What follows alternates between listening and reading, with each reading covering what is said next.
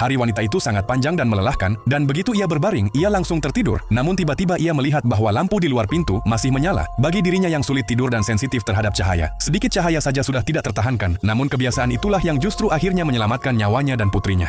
Ia mematikan lampu itu, dan saat hendak pergi, ia tiba-tiba melihat sesuatu yang menakutkan. Di monitor keamanan, 3 orang asing telah masuk ke rumahnya. Karena ketakutan ia langsung membeku. Ia menahan nafas dan tidak berani membuat suara sedikit pun. Tanpa berpikir panjang, ia berlari ke kamar anaknya, dan para penyusup bertopeng itu menyadarinya. Lalu salah satu dari mereka langsung mengeluarkan pistol, tetapi rekannya menghentikannya, dengan mengatakan bahwa mereka harus menangkapnya hidup-hidup. Di kamar tidur, wanita itu dengan panik mencoba membangunkan putrinya, tetapi gadis kecil itu tidur sangat lelap dan tidak bangun-bangun. Dalam kepanikan, ia mengambil botol air dan menyiramkannya ke wajah anaknya. Ia langsung memberi isyarat agar anaknya diam, lalu ia menariknya dan mencoba melarikan diri. Namun mereka sudah terlambat, lorong sudah dikepung para perampok. Untungnya, di villa itu masih ada lift pribadi yang aktif. Pada saat genting itu, ibu dan anaknya masuk ke dalam lift dan berhasil menghalangi para penyusup. Saat para perampok melihat mereka turun dengan lift, salah satu dari mereka langsung memberitahu rekannya.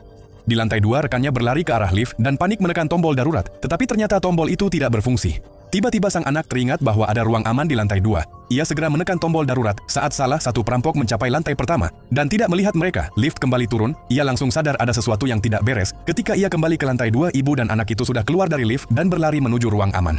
Mereka berhasil masuk, tepat sebelum para perampok menangkap, mereka menyadari bahwa mereka terjebak. Salah satu perampok sangat marah dan mulai memukul pintu logam ruang aman itu sekuat tenaga. Namun ruang aman itu memang dirancang untuk menahan penyusup, jadi tidak ada efek sama sekali. Di dalam ruangan, ibu dan anak itu akhirnya bisa bernafas lega. Wanita itu mencoba menelepon polisi, tetapi kemudian menyadari bahwa saluran telepon di villa itu belum terhubung. Ia kemudian menggunakan interkom dan berkata kepada para perampok bahwa polisi sedang dalam perjalanan.